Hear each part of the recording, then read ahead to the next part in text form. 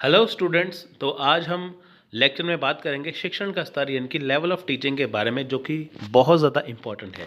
तो देखिए, विभिन्न प्रकार के शिक्षण के स्तर होते हैं यानी कि लेवल ऑफ टीचिंग बहुत ज़्यादा होती है, हर एक तरह की होती है। लेकिन इसमें हम सारी चीज़ें कवर करेंगे बारीकी से कि ताकि आपका पूरा टॉपिक कवर हो जाए और एग्ज़ाम में आप आसानी से सवालों का जवाब दे पाएँ। तो देखिए, यहाँ पे बात करेंगे, शिक्षण को एक उद्देश्यपूर्ण प्रक्रिया माना जाता है। सो देखिए, शिक्षण क्यों दी जाती है? हमारे सामने एक उद्देश्य होता है। जैसे आप मेरा ये पेपर वन का वीडियो देख रहे हैं, तो आपका उद्देश्य क्या है कि आपका यूजीसी नेट पेपर वन पूरा कवर हो जाए, है ना। इसलिए हम तो कर रहे हैं ना पेपर वन की तैयारी। तो हमारा उद्देश्य ये है। तो शिक्षण का एक खास उद्देश्य होता है। इस प्रक्रिया का संबंध अधिगम से बहुत गहरा है। देखिए, अधिगम होता है लर्निंग, इंग्लिश में कहते हैं अधिगम को लर्निंग। यानी कि देखिए, आप जो चीज़ सीख रहे हैं आप अधिगम कर रहे हैं, यानी कि आप सीख रहे हैं। तो आपका जो संबंध है वो मेरे साथ है, यानी कि जो अधिगम का जो संबंध किसके साथ है? शिक्षण के साथ। एक टीचर जो बच्चों को पढ़ाता है, जैसे मैं आपको चीज़ों को पढ़ा रहा हूँ, है ना। मेरा उद्देश्य है कि आपको पेपर वन कवर करवाऊँ। तो आपका भी गहरा जो अधिगम इसमें संबंध है। क्यों? क्योंकि आपको पेपर वन को कवर करके यूजीसी नेट एग्ज़ाम को क्वालिफाई करना है। सो पाठ्य वस्तु का अपना स्वरूप होता है जिससे शिक्षण के विभिन्न उद्देश्यों को प्राप्त किया जा सके। देखिए, पाठ्य वस्तु जो होती है, जो हमारा सिलेबस है, जो हमारे पास पुस्तकें होती हैं, उसमें देखिए उसका अपना स्वरूप होता है। जैसे आप पेपर वन को देखेंगे, इसमें बहुत सारी चीज़ें होती हैं। जिसमें पेपर वन में देखिए 10 यूनिट हैं, तो इसमें बहुत सारी चीज़ें हैं, तो जिसको हमें सबको कवर करना है। तो इसका अपना स्वरूप हो गया, है ना। तो इसमें क्या है? शिक्षण के विभिन्न उद्देश्य हैं। शिक्षण के विभिन्न उद्देश्य का मतलब क्या है? देखिए, जैसे मान लीजिए पेपर वन का जो पूरा सिलेबस है, उसमें टीचिंग है, रिसर्च है, बहुत सारी चीज़ें उसके अंदर। उसको क्या है? एक टीचर को कवर करना है, एक अध्यापक को उसमें कवर करना है। उसमें विभिन्न विभिन्न उद्देश्य हैं। विभिन्न उद्देश्य क्या है? आपको हर एक चीज़ में पारंगत करवाना, आपको हर एक चीज़ में बेस्ट बनाना। जैसे मान लीजिए कि कोई भी पाठ्य पुस्तक है ना। तो वो आपके पास पाठ्य पुस्तक है, आप कुछ में कुछ भी समझ नहीं आता, तो आप शिक्षक से ही पढ़ेंगे ना वो चीज़। तो इसलिए पाठ्य पुस्तक का अपना स्वरूप है, यानी कि जो आपको सिलेबस दिया गया है, जो आपके पास बुक है, कुछ भी है, उसका एक अपना स्वरूप होता है, जो कि शिक्षक आपको उसे आसानी से समझा देते हैं। मान लीजिए आपके सामने कोई बुक है, आपके पास मान लीजिए पेपर वन की कोई किताब है, लेकिन आपको वो बहुत टफ लगती है, उसकी लैंग्वेज बहुत टफ लगती है पढ़ने में, तो आपको वो समझ नहीं आती। लेकिन जब आपको वही बुक से वही टीचर आपको वो पढ़ाते हैं, जैसे आपको मैं ये लेक्चर दे रहा हूँ, तो अगर आप वो चीज़ सेम पढ़ेंगे तो आपको वो चीज़ आसान लगेगी। तो इसमें क्या है? ये शिक्षण के विभिन्न उद्देश्य हैं, यानी कि जो चीज़ आपको नहीं आती वो आपको चीज़ आसानी से आ जाए। तो देखिए, कक्षा की गतिविधि में शिक्षा का कार्यक्रम शिक्षा का क्रियात्मक एवं व्यवहारिक रूप दिखाई देता है। देखिए, कक्षा की जो गतिविधि है उसमें शिक्षा का क्या है? क्रियात्मक रूप है, यानी कि वो क्रियाशील टीचिंग है। यानी कि जब भी टीचर पढ़ाते हैं आपको पूरी तरह एक्टिव होकर पढ़ाते हैं। व्यवहारिक रूप आपको वहाँ पे उनका दिखता है। शिक्षण अधिगम की प्रक्रिया के रूप में जाना जाता है। किसी भी कक्षा में जब शिक्षक का कार्य चल रहा होता है, देखिए जब भी किसी क्लास में पढ़ाया जाता है तो ये शिक्षण अधिगम की प्रक्रिया इसे माना जाता है। यानी कि शिक्षण अधिगम क्या है? कि टीचर का क्लास में बच्चों को पढ़ाना और बच्चों का पढ़ना। तो देखिए, जब भी ऐसी चीज़ आती है तो अब हम दो चीज़ें देखते हैं। पहली यह कि कक्षा में शिक्षा प्रदान करने का कार्य होता है। दूसरा, छात्र शिक्षक द्वारा प्रदान किए जा रहे आगे अधिगम के द्वारा नए प्रकार के अनुभव एवं ज्ञान को सीखने का प्रयास करते हैं। यानी कि देखिए, पहली बात क्या है कि शिक्षा जो कक्षा में शिक्षा प्रदान की जा रही है, यानी कि देखिए कक्षा में टीचर आपको पढ़ा रहे हैं, शिक्षक आपको पढ़ा रहे हैं। दूसरी बात क्या है कि छात्र छात्र क्या है कि जो शिक्षक आपको पढ़ा रहा है, यानी कि जो शिक्षक छात्रों को पढ़ा रहा है, तो बच्चे उससे कुछ नया सीखने का प्रयास करते हैं। जैसे मान लीजिए आपके सामने कोई बुक है, आपने देखिए कि जैसे आप मेरी वीडियो रेगुलर फॉलो करते हैं, तो आपको मैं पहले टीचिंग एप्टीट्यूड पढ़ाऊंगा, उसके बाद जैसे मैं आपको नया लेक्चर दूंगा रिसर्च का, कॉम्प्रिहेंशन का, तो ऐसे करते करते आपको एक नया अनुभव सीखने को मिलेगा। पहली बात क्या है? आपको शिक्षक का क्लास में पढ़ाना, कक्षा में शिक्षक का कार्य होना। दूसरा क्या है कि छात्रों का शिक्षक से नया ज्ञान सीखना। तो देखिए, शिक्षक का प्रयास होता है वह प्रभावी शिक्षा प्रदान करके छात्रों को नए प्रकार का ज्ञान प्रदान करे और उनके व्यवहार एवं व्यक्तित्व में सुधार करे। अब देखिए, व्यवहार में सुधार कैसा है? जैसे मान लीजिए शिक्षक का प्रयास क्या होता है कि आपको सारी चीज़ें बहुत आसानी से करवाना। कि ताकि जहाँ पे आपको कन्फ्यूज़न है, जहाँ पे आपको समस्या है, आप उसे पूरी तरह से निजात पा लें। सो इस प्रकार यह कहा जा सकता है कि शिक्षा व अधिगम दोनों के ही दोनों के एक ही उद्देश्य है। हम देखिए, शिक्षा हो या अधिगम हो, ठीक है, तो वो दोनों के एक ही उद्देश्य है कि आपको वो चीज़, आप शिक्षा ले रहे हो, आप चीज़ें समझ रहे हो, आपको शिक्षा लेनी है, लेकिन आपको कैसे वो शिक्षा प्राप्त करनी है, वो चीज़ टॉपिक कैसे समझना है, वो आपके ऊपर डिपेंड है। तो उसको कहते हैं लेवल ऑफ टीचिंग, यानी कि शिक्षण का स्तर। देखिए, आपको मैं ये यहाँ पे थोड़ा सा एक्सप्लेन करके बता रहा हूँ स्टार्टिंग करने से पहले, कि ताकि आपको उसका बेस पता चल जाए, उसका आधार पता चल जाए। सो देखिए, अब प्रश्न यह उठता है कि कक्षा में चल रहे इस शिक्षण का कार्य स्तर क्या होना चाहिए। अब देखिए, क्लास में जो चीज़ पढ़ाई जा रही है तो उसका स्तर कितना होना चाहिए, यानी कि मान लीजिए कि क्लास में आपको टीचर पढ़ा रहे हैं तो उसका स्तर कैसा होना चाहिए, हाई लेवल, लो लेवल, निचला स्तर, ऊंचा स्तर, कैसा। सो देखिए, कई कारकों पर निर्भर करता है, जैसा कि शिक्षण की योग्यता, शिक्षक की योग्यता। आप देखिए, शिक्षक की योग्यता क्या है, अधिगम अनुभव की प्रकृति, यानी कि जो अधिगम अनुभव की प्रकृति कैसी है, शिक्षण अधिगम वातावरण एवं परिस्थितियाँ, इनकी देखिए जो शिक्षक देते हैं और बच्चे जो पढ़ते हैं वहाँ पे माहौल कैसा है, और शिक्षण के उद्देश्य क्या है, उसके लक्ष्य क्या है। क्या आपको शिक्षक को, जैसे मान लीजिए आपको मैं ये नॉलेज दे रहा हूँ, सारी चीज़ें आपको पढ़ा रहा हूँ, मेरा टारगेट क्या है, मेरा उद्देश्य क्या है कि आपको मैं सारी चीज़ें करवाऊँ कि ताकि आपका एग्ज़ाम हो जाए। टीचर की क्या, शिक्षक की क्या योग्यता है, ये सारी चीज़ें, वातावरण कैसा है, ये सारी जो चीज़ें हैं, ये शिक्षण कार्य में आती हैं। शिक्षण का उद्देश्य विद्यार्थियों को सीखने के व्यवहारों में वांछित परिवर्तन लाना तथा उनके सीखने के लिए प्रेरित करना होता है। यानी कि देखिए, यहाँ पे क्या है, शिक्षण का मुख्य कार्य क्या है, उद्देश्य क्या है, कि जो विद्यार्थी है उनको सीखने के व्यवहार, यानी कि जो वो सीखना चाहते हैं, जो उनका पाठ्यक्रम है, जो उनका सिलेबस है, तो उनमें वो वांछित परिवर्तन लाए। ऐसा नहीं सिलेबस चेंज कर देना है, यानी कि मान लीजिए कि आपको कोई चीज़ नहीं आती, अब आप डर जाते हैं कि मेरे को मैथ्स नहीं आता, मेरे को डीआई नहीं आता, मेरे को ये नहीं आता, मेरे को वो नहीं आता, तो आप वो चीज़ें करते ही नहीं है, लेकिन आपको करना तो पड़ेगा। तो शिक्षक क्या करते हैं कि आपको वो चीज़ आसानी से करवाते हैं, जिससे आपको प्रेरणा मिलती है कि हाँ, ये चीज़ आप कर सकते हैं। यानी कि जो चीज़ आपको पहले नहीं आती, आप उसे डरे हुए होते हैं, वही चीज़ आपको बाद में वो आ जाती है। तो यह है शिक्षण का मुख्य उद्देश्य, यानी कि आपकी जो समस्याएं हैं उसको सुधारना।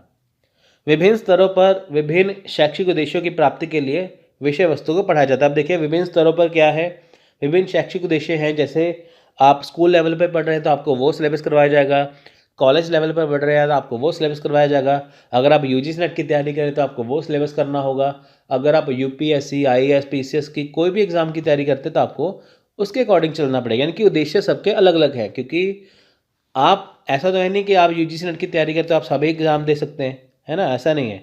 आपको वो विषय वस्तु पढ़ाई जाएगी जो आपका टारगेट है, जो आपका लक्ष्य है। बारी आती है मेन पॉइंट्स की। तो देखिए, यहाँ पे क्या है कि जो शिक्षा के स्तर को निर्धारित करने के लिए विद्वानों एवं शिक्षा मनोवैज्ञानिकों ने इसके 3 निम्न स्तर निर्धारित किए हैं। यानी कि क्या है, इसके 3 निम्न स्तर है। कौन से स्तर है, देखिए, पहला है स्मृति स्तर, यानी कि जिसे चिंतन स्तर, यहाँ पे पहला है स्मृति स्तर, मेमोरी लेवल ऑफ टीचिंग, जिसे देखिए यहाँ पे भी मैंने डिफाइन किया है। नेक्स्ट है बोध स्तर, अंडरस्टैंडिंग लेवल ऑफ टीचिंग। तो लास्ट में है चिंतन स्तर, रिफ्लेक्टिव लेवल ऑफ टीचिंग। तो आप इसे ऐसे भी देख सकते हैं। देखिए, सबसे पहले स्मृति स्तर आएगा, फिर बोध, फिर चिंतन।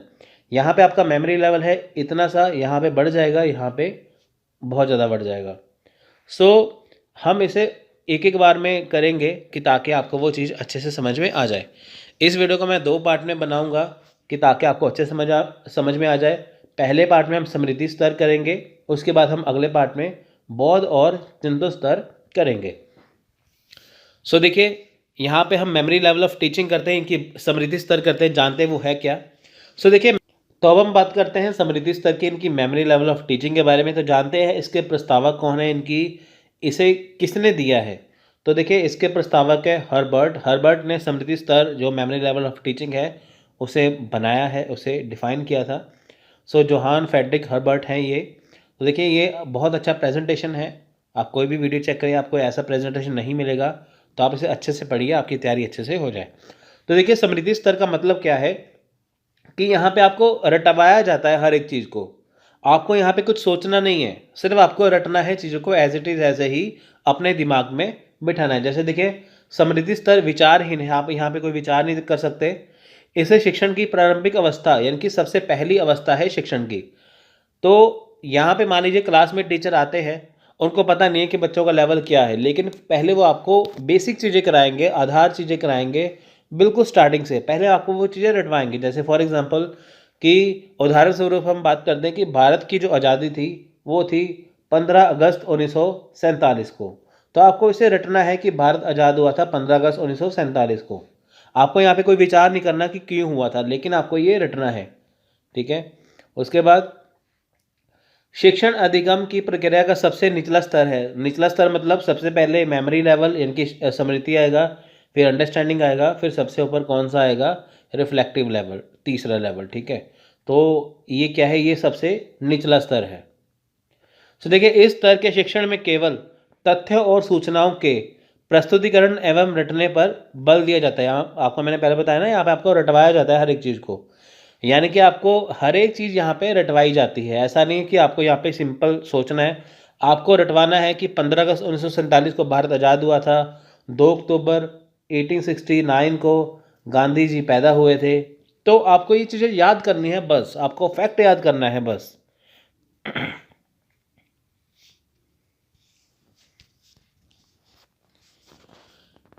देखिए शिक्षक को जितना भी ज्ञान होता है वह पाठ्य पुस्तकों के माध्यम से छात्रों को पढ़ा देता है। यानी कि देखिए शिक्षक को जितना भी ज्ञान है, किसी चीज़ के बारे में है ज्ञान है, वो आपको पाठ्य पुस्तक के माध्यम से पढ़ाएंगे और छात्र भी बिना सोचे समझे पुस्तकों से सीधे रट लेते हैं। देखिए बहुत सारे टीचर ऐसे हैं, आपको वो किताबों के ऊपर जोर देंगे कि आप ये ही पढ़िए, यही आपको लिखना है।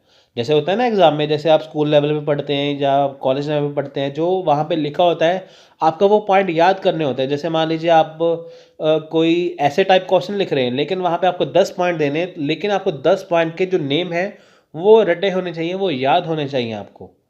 तो शिक्षक आपको जितना भी ज्ञान देते हैं वो पुस्तक के माध्यम से देते हैं, उससे बाहर वो नहीं जाते। एग्जाम्पल दे सकते हैं लेकिन वो चीज़ों को हटवा के अपनी चीज़ नहीं लगवा सकते। आपको पुस्तकों के सहारे ही सब कुछ पढ़ना होता है। सो जैसी चीज़ें हैं आपको वो वैसे ही रटनी है, आपको सारे सारे पॉइंट यहाँ पे रटने होते हैं। मुख्य रूप से ये शिक्षक केंद्रित है। देखिए शिक्षक केंद्रित है क्योंकि देखिए शिक्षक आपको जो जैसे पढ़ाएंगे स्टूडेंट को, विद्यार्थी को वैसे ही पढ़ना है। इस प्रकार के शिक्षण निगम में बौद्धिकता का स्तर काफ़ी कम होता है। बौद्धिकता मतलब यहाँ पे आप अपनी बुद्धि का इस्तेमाल नहीं करेंगे, जो आपको चीज़ें होंगी आपको वही याद करनी पड़ेंगी, वही रटनी पड़ेंगी।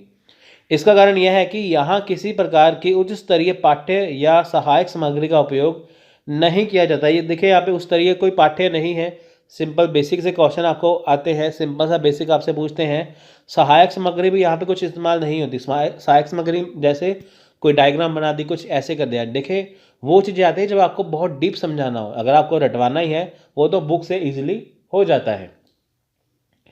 सो देखिए इसमें शिक्षक एवं छात्र दोनों ही सबसे निम्न मानसिक धरातल पर अपनी भूमिका निभाते हैं। देखिए दोनों का मतलब शिक्षक को उतना ही पढ़ाना है, रटवाना है बस, यानी कि उतना ही पढ़ाएगा, ज़्यादा नहीं पढ़ाएगा। छात्रों को उतना ही रटना है जितना जो शिक्षक पढ़ाएंगे। तो इसमें क्या है, मानसिक धरातल बहुत निम्न स्तर का है, इनकी सिर्फ आपको सिंपल सिंपल करवाना है बस।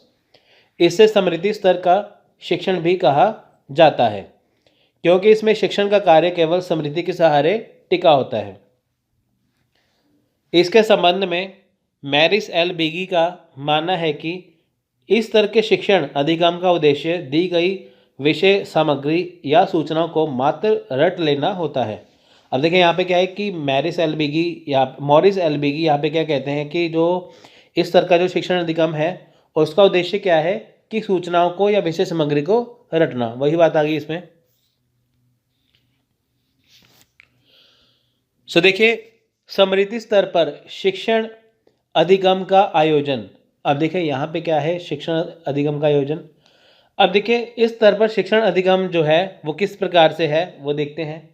पहला है मुख्य उद्देश्य। देखिए शिक्षण पर जो समृद्धि स्तर उसका मुख्य उद्देश्य क्या है कि शिक्षण अधिगम का उद्देश्य मात्र ज्ञान प्राप्त करना होता है, कुछ भी नहीं। यानी कि आपको जो चीज़ पढ़ाई जाती है आपको बस वो रटना है और कुछ नहीं करना, उसमें आपको कोई भी बुद्धि नहीं लगानी। शिक्षक की भूमिका देखिए यहाँ पे क्या है, शिक्षक इस स्तर के शिक्षण अधिगम को सफल बनाने में शिक्षक की महत्वपूर्ण भूमिका है। देखिए शिक्षक की महत्वपूर्ण भूमिका क्यों है, क्योंकि वो आपको चीज़ को पढ़ाएगा, आप उसे अच्छे से पढ़ेंगे तभी आप आगे बढ़ पाएंगे। विषय वस्तु की प्रकृति एवं उसका प्रस्तुतिकरण। देखिए जो विषय वस्तु है वो क्या है, यानी कि समृद्धि स्तर के शिक्षण अधिगम में विषय वस्तु को चुनने पर विशेष ध्यान दिया जाता है। आपको देखिए यहाँ पे दिया जाता है कि आपको कौन सी चीज़ें पढ़ानी है। शिक्षक क्लास में देखेंगे कि आपको कौन सी चीज़ पढ़ानी है, वो ध्यान देंगे, उस टॉपिक को चुनेंगे, उस विषय को चुनेंगे, फिर आपको वो आसानी से पढ़ाएंगे। शिक्षक हमेशा क्या करते हैं कि वो चीज़ पढ़ाते हैं जो सबसे आसान है, वो बच्चों के समझ में आ जाए। अब देखिए फिर उसका प्रस्तुतिकरण करना होता है कि पहले आपको कौन सी चीज़ पढ़ाएं। जैसे विषय वस्तु को पूर्णतः व्यवस्थित रूप में छात्रों के सामने प्रस्तुत किया जाता है, जिससे उन्हें अपनी बौद्धिक शक्ति पर ज़्यादा बल नहीं देना पड़ता। यहाँ पे क्या है कि शिक्षक जैसे मान लीजिए क्लास में आते हैं, आपको वो पढ़ाते हैं, तो पहले वो टॉपिक यानी कि विषय चुनते हैं, फिर उसे वो क्या करते हैं, बिल्कुल आपको व्यवस्थित रूप में पढ़ाते हैं। व्यवस्थित रूप मतलब आपको स्टार्टिंग से ABCD से वो पढ़ाएंगे बिल्कुल। जैसे आपने मेरा लेक्चर देखा होगा, जैसे हमने ये लेक्चर काफ़ी दिन से स्टार्ट किया है, तो आप इसमें देखेंगे जो बिल्कुल बेसिक से स्टार्ट किया ये, बिल्कुल धरातल से, तो धीरे धीरे करते करते करते करते हम यहाँ तक पहुँचे हैं। उसमें क्या है कि आपको मैं सारा कुछ व्यवस्थित रूप में करवा रहा हूँ। तो ऐसा ही कोई कॉलेज है, कोई यूनिवर्सिटी है, कोई स्कूल है, वहाँ पे शिक्षक क्या करते हैं कि आपको वो व्यवस्थित रूप में पढ़ाते हैं। जैसे मान लीजिए कि आपको वो राजा अशोक के बारे में पढ़ा रहे हैं, तो आपको वो अशोक का बताएंगे, वो कब पैदा हुए, इनके माँ बाप कौन थे, करते करते आपको वो पूरा एंड तक आपको बताएंगे। ऐसा नहीं है कि पहले बता देंगे वो अशोक उनके बच्चे ऐसे थे, फिर आप कह देंगे अशोक तब पैदा हुए थे। ऐसा नहीं है, आपको आसानी से समझ में आए, आप उसे अच्छे से पढ़ें, तो वो आपको इस तरह से पढ़ाते हैं। छात्र की भूमिका। अब देखिए इस स्तर के शिक्षण अधिगम में अध्यापक की भूमिका, ये अध्यापक की भूमिका की तुलना में छात्र की भूमिका काफ़ी निम्न होती है। अब देखिए निम्न क्या है कि बच्चे अपना यहाँ पे दिमाग नहीं लगा सकते। शिक्षक को पता है कि आपको क्या पढ़ाना है और आपको वो पढ़ना है। वह कक्षा में अध्यापक द्वारा दिए गए ज्ञान को एक मूक दर्शक होते हैं कि जो कुछ नहीं बोलते की तरह बैठकर ग्रहण करता है, और शिक्षक जो भी नोट करवाता है सीधे उन्हीं को रट लेता है। यानी कि मूक दर्शक क्या है कि जो टीचर आपको बताएगा आपको वो करना ही है, आपको कुछ भी नहीं आगे करना, बस आपको वही करना है जो शिक्षक आपको बताएंगे। तो आपके नेक्स्ट है शिक्षक विधियों की प्रकृति। देखिए शिक्षण विधियाँ क्या है। इस तरह के शिक्षण अधिगम में शिक्षक केंद्रित या विषय केंद्रित विधियों को अपनाता है। इसमें शिक्षक एक तरफा बोलता रहता है तथा उसे इस बात की कोई परवाह नहीं होती कि छात्र उसे समझ पा रहे हैं नहीं। अब देखिए यहाँ पे शिक्षण विधि क्या है, यहाँ पे देखिए मान लीजिए कि शिक्षक केंद्रित है ये और विषय केंद्रित है। देखिए कई बार विषय ऐसे होते हैं, सब्जेक्ट ऐसे होते हैं, बहुत बोरिंग होते हैं, लेकिन शिक्षक का काम है उसे पढ़ाना, चाहे बच्चों को समझ में आए, चाहे बच्चों को बोरिंग लगे, लेकिन वो बोलते रहते हैं और बच्चे उसे सुनते रहते हैं। कक्षा का वातावरण एवं तथा संसाधन। अब देखिए इस स्तर के शिक्षण अधिगम में कक्षा के वातावरण को अच्छा बनाने का प्रयास नहीं किया जाता। अब देखिए कक्षा का वातावरण ऐसा नहीं है, वातावरण मतलब शिक्षक पढ़ा रहे, बच्चों को मज़ा नहीं आ रहा, समझ नहीं आ रहा, तब भी वह पढ़ाते रहते हैं। इसमें विभिन्न प्रकार के शैक्षिक संसाधनों, सहायक सामग्री तथा अन्य तकनीकों का भी उपयोग नहीं किया जाता। देखिए यहाँ पे अन्य तकनीकों का उपयोग क्यों नहीं किया जाता, देखिए यहाँ पे काम क्या है, रटवाना, बुक से पढ़ाना, बुक से रटवाना। यहाँ पे कोई भी प्रेजेंटेशन नहीं देनी, यहाँ पे कोई भी डायग्राम नहीं बनानी। इसलिए परीक्षण या मूल्यांकन व्यवस्था। देखिए इस तरह के शिक्षण अधिगम में परीक्षण मूल्यांकन की कोई विशेष प्रणाली नहीं अपनाई जाती। अब देखिए इसमें छात्र ने रटकर क्या ज्ञान प्राप्त किया, मात्र यह देखा जाता है। देखिए एंड में यह देखा जाता है कि जो शिक्षक ने पढ़ाया है, बच्चों ने पढ़ा है, क्या उन्होंने रट लिया। मेमोरी लेवल में इतना ही देखा जाता है स्मृति स्तर में कि क्या बच्चों ने रटा है, क्या उन्हें पता है कि भारत कब आज़ाद हुआ, संविधान कब लागू हुआ, गांधी जी कब पैदा हुए। ये सारी ही चीज़ें, ऐसी ही चीज़ें उनको रटवाई जाती हैं, तभी पता चलता है इसमें। सो देखिए यहाँ पे देखते हैं स्मृति स्तर के गुण एवं दोष। तो देखिए गुण क्या है इसके, पहले हम गुण करते हैं। इस स्तर के शिक्षण अधिगम में अध्यापक की प्रधानता होती है। उसे शिक्षक कार्य को किस प्रकार से संपन्न किया जाए, इस बात की पूरी स्वतंत्रता होती है। देखिए यहाँ पे क्या है, शिक्षक की या अध्यापक की प्रधानता है। उन्हें पता है कि इसको कैसे, इनकी कोई टॉपिक कैसे ख़त्म करना है, चाहे वो बच्चों को समझ में ना भी आए, तब भी उन्हें पूरी स्वतंत्रता होती है कि वो किस हिसाब से उसे करवाए। वैसे देखिए शिक्षक इसी हिसाब से पढ़ाते हैं, ऑर्गेनाइज वे में, व्यवस्थित तरीके से, कि ताकि बच्चों को समझ में आ जाए। छोटे बालकों का बौद्धिक स्तर निम्न होता है। इस वजह से स्मृति स्तर की सहायता से छोटी कक्षा के छात्रों का शिक्षण अधिगम अच्छी तरह से किया जाता है। अब देखिए जो छोटे छोटे बालक हैं, छोटे छोटे बच्चे हैं, तो उनका जो बौद्धिक स्तर है बहुत कम होता है, तो वो इतनी चीज़ें रट नहीं पाते। जैसे आप मान लीजिए आप 5वीं कक्षा में पढ़ते हैं, तो आपको एक एमए की किताब दे दें। जैसे मान लीजिए कोई भी 5वीं कक्षा का विद्यार्थी है, उसे एमए की कोई भी बुक दे दें, तो वो पढ़ नहीं पाएगा, क्योंकि उसका जो लेवल क्या है, स्तर क्या है, वो निम्न है। लेकिन एमए वाले छात्र को 5वीं की किताब दे दो, वो झट से पढ़ लेगा। क्यों? क्योंकि उसका जो लेवल है माइंड का, वो काफ़ी बढ़ चुका है। सो इसलिए इस स्तर के शिक्षण अधिगम में सीमित संसाधनों से काम चल जाता है तथा ज़्यादा संसाधनों का अभाव खटकता नहीं है। इनकी देखिए सीमित संसाधन क्या है, क्लास में जब टीचर पढ़ाते हैं, बच्चों को एक उनके पास किताब होती है और बच्चों के पास किताबें होती है, तो क्या करते हैं कि वो उससे ही पढ़ा देते हैं। स्मृति स्तर के शिक्षण में, शिक्षण अधिगम में जो छात्र जो सूचनाएं रटकर अपने दिमाग में बिठा लेते हैं, उसका लाभ उन्हें अन्य स्तरों पर मिलता है। ज्ञान पहली सीढ़ी है, इसी से बोध एवं चिंतन मनन संभव है। अब देखिए जो सूचनाएं वो उन्हें रटनी होती हैं, स्टूडेंट को, छात्रों को, वो अपने दिमाग में बिठाते हैं कि ताकि उनके आगे जाके काम में आए। सो देखिए यहाँ पे दोष भी देख लेते हैं एक बार कौन से हैं। सो देखिए इस स्तर के शिक्षण में ज्ञान को रटकर प्राप्त किया जाता है। केवल रटा हुआ ज्ञान कभी भी प्रासंगिक नहीं होता। हो सकता है कि कुछ समय बाद छात्र उसे भूल भी जाएं, और इस स्तर का एक बड़ा दोष है। देखिए यहाँ पे जो रटी हुई चीज़ है वो हमेशा ही भूलती है, ये बात सही है। जब आप किसी चीज़ को डीप में पढ़ते हैं, गहराई में पढ़ते हैं, तो आपको वो चीज़ समझ में आती है। जब आप उसे रटते हैं, वो आपको चीज़ें याद नहीं होती। बहुत सारी चीज़ें ऐसी, जैसे आप देखिए फ्रीडम फाइटर हैं हमारे देश के, है ना, स्वतंत्रता सेनानी, आपको उनका उनके माता पिता का नाम नहीं पता होगा, आपको उनका बचपन का नाम नहीं पता होगा कईयों का, आपको उनका डेट ऑफ बर्थ नहीं पता होगा। बहुत सारी चीज़ें ऐसी हैं जो नहीं पता है। आप देखिए फॉर एग्जांपल, जैसे आगे जाके जैसे आगे जाके देखिए कि बहुत सारी ऐसी चीज़ें हैं। जैसे मान लीजिए कोई, अभी मैंने आपको पीछे जो राइटरों के बारे में बताया, या एक राइटर का जब नाम आया था मैंने आपको पढ़ाया, आपको ये नहीं पता होगा कि किस राइटर ने क्या कहा है, क्योंकि देखिए रटी हुई चीज़ हमेशा ही भूलती है। प्राप्त किए ज्ञान को तभी उपयोगी माना जा सकता है जब व्यवहारिक जीवन में उसका उपयोग हो। इस स्तर के जीवन अधिगम में जो ज्ञान प्राप्त किया जाता है वह व्यवहारिक तो होता ही नहीं है। यानी कि देखिए इस वजह से इस स्तर को ज़्यादा उपयोगी नहीं माना जाता। देखिए यहाँ पे क्या है कि जिसमें ज्ञान प्राप्त किया जाता है वो ज़्यादा उसका उपयोग नहीं है, क्योंकि देखिए आपको वो चीज़ें रटनी है, वो आपके जीवन में काम कभी नहीं आएंगे। अब देखिए आपने हिस्ट्री पढ़ी है, वो आपके कभी काम नहीं आती है ना, तो इसलिए वो आपको चीज़ें सिर्फ पढ़ाई के लिए रटनी होती हैं।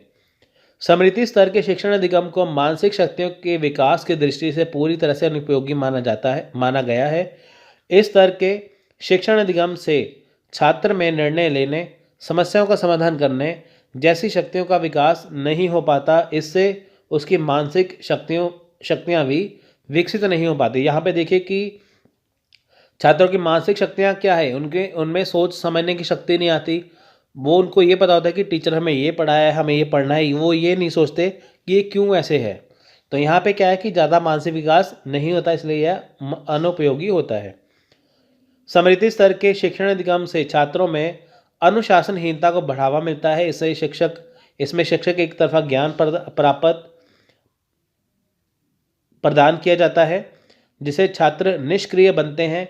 इसकी वजह से उनमें अनुशासनहीनता का बढ़ावा होता है। देखिए यहाँ पे क्या है कि बच्चों को अगर मन ना हो पढ़ने का, तब भी उन्हें पढ़ना ही है, क्योंकि शिक्षक का काम है पढ़ाना, छात्रों का काम है पढ़ना। इससे उनमें अनुशासनहीनता आती है, क्योंकि देखिए चाहे वो जैसे मर्जी हैं, लेकिन वो क्लास में उतना मन लगा के पढ़ेंगे नहीं जितना उन्हें पढ़ना होता है, क्योंकि उन्हें पता है कि टीचर हमें रटवाएंगे, तो इसलिए वो पढ़ते ही हैं।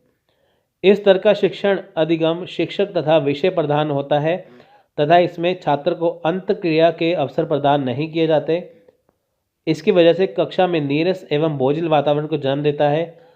सफल शिक्षण अधिगम के लिए कक्षा में जिस प्रकार स्वस्थ और सजीव वातावरण होना चाहिए उसकी पूरी तरह से अभाव पाया जाता है। देखिए यहाँ पे वही बात है ना, नीरस बोझिल क्या है, बच्चों को मान लीजिए मैथ का कोई क्वेश्चन नहीं आता, समझ ना भी आए, कोई चीज़ कोई भी टॉपिक समझ ना आए, तब भी उन्हें पढ़ना ही पड़ता है। उन्हें बोझ लगने लगता है कि ये हमें क्यों पढ़ाया जा रहा है, क्योंकि देखिए उनको पता है कि रटना है, करना ही है, इसलिए।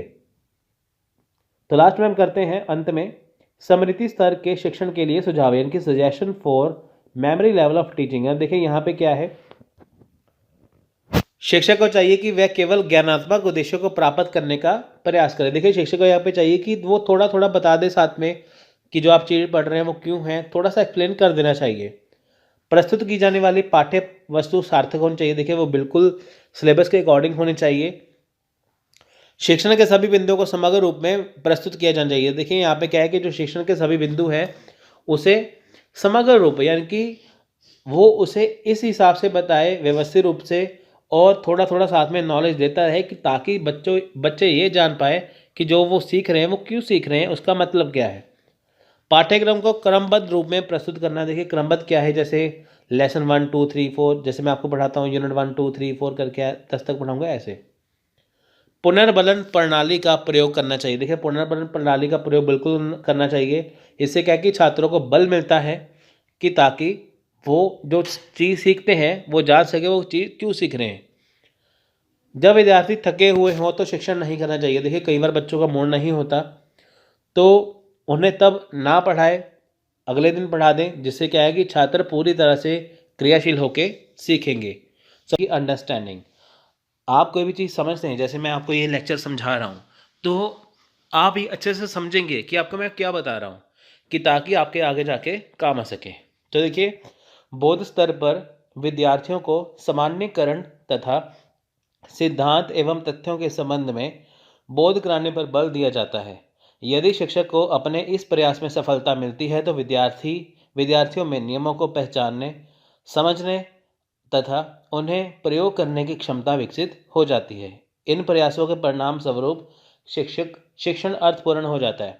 अब देखिए सिंपल सी बात यहाँ पे क्या है, आप देखिए सिंपल से अगर हम क्रैक करें, सिंपल सी बात क्या है कि जो विद्यार्थियों के सामान्यीकरण तथा सिद्धांत, यानी कि जो देखिए तथ्य हैं, यानी कि देखिए मान लीजिए कि हम टीचर अगर स्टूडेंट को पढ़ाते हैं, जैसे आप मान लीजिए कि स्टूडेंट हैं, आप किसी क्लास में पढ़ते हैं, तो टीचर आपको जो पढ़ाएंगे आपको वो समझना जरूरी है। जब तक आप उसे समझेंगे नहीं आपको वो चीज़ आएगी नहीं। तो देखिए जब भी शिक्षक क्लास में पढ़ाते हैं तो वो इस हिसाब से पढ़ाते हैं, वो उन नियमों को फॉलो करते हैं कि ताकि बच्चे आसानी से समझें। अब देखिए बच्चे आसानी से कैसे समझते हैं, पहली बात क्या है कि जब टीचर व्यवस्थित रूप में कि ऑर्गेनाइज वे में पढ़ाता है बच्चों को, यानी कि बिल्कुल स्टार्टिंग से पढ़ाता है कहानी के रूप में, तो बच्चे उसे बहुत आसानी से कवर करते हैं, बहुत आसानी से सीखते हैं।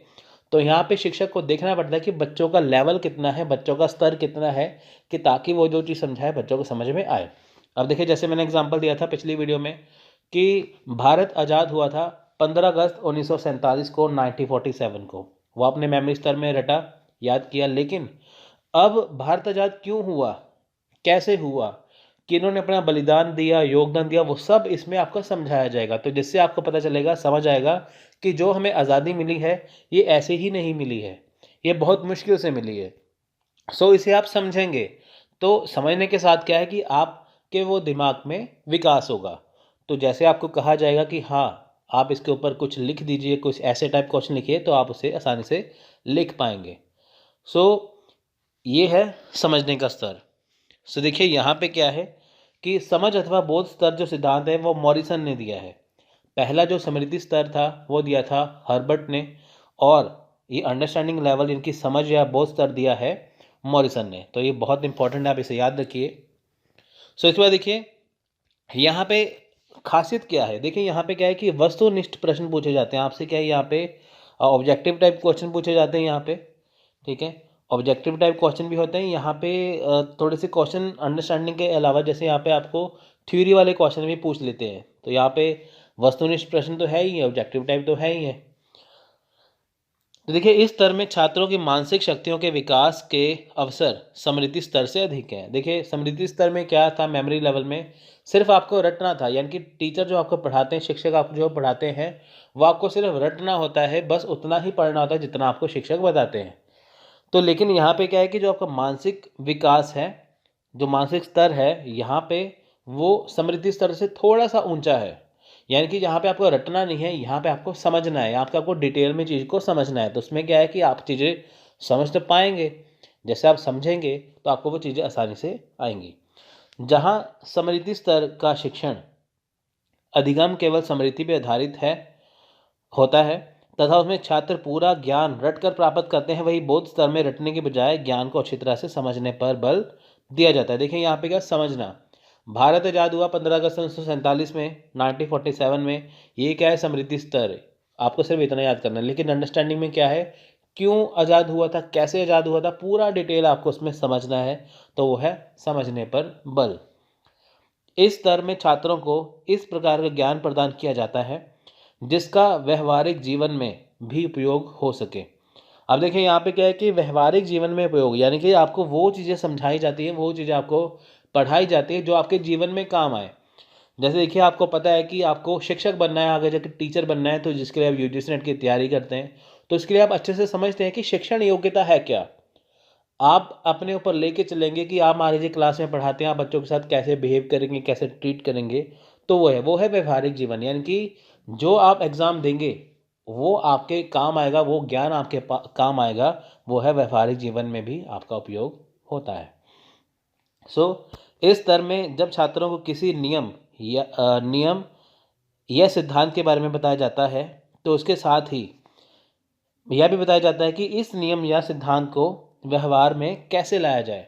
अब देखिए सबसे पहले जैसे ही आपको जो भी छात्र को यह नियम सिद्धांत बताए जाते हैं कि ये सिद्धांत है पढ़ने के, साथ में ये भी दिया जाता है कि जो सिद्धांत आपको पढ़ाए जाते हैं वो व्यवहार में कैसे लाते हैं। जैसे अभी देखिए मैं आपको पढ़ा रहा हूँ अंडरस्टैंडिंग लेवल ऑफ टीचिंग, यानी कि बोध स्तर आपको मैं पढ़ा रहा हूँ यहाँ पे। तो आपको बताता हूँ कि बोध स्तर ऐसा होता है, अंडरस्टैंडिंग ऐसी होती है, लेकिन आप उसे व्यवहार में कैसे लेके आएंगे वो भी आपको मैं बताऊँगा। व्यवहार में कैसे, जैसे आप मान लीजिए कि कोई चीज़ पढ़ते हैं, ये आपके एग्जाम के लिए ज़रूरी है, लेकिन आपको ये समझना ज़रूरी है, क्योंकि देखिए अगर आप उसकी डीप नॉलेज गहराई में जाएंगे तभी आपको चीज़ आसानी से समझ में आएगी। यानी कि चीज़ों को हमें सिद्धांत बारे में जानना ज़रूरी है, लेकिन उनको समझना भी ज़रूरी है, व्यवहार में लाना भी ज़रूरी है।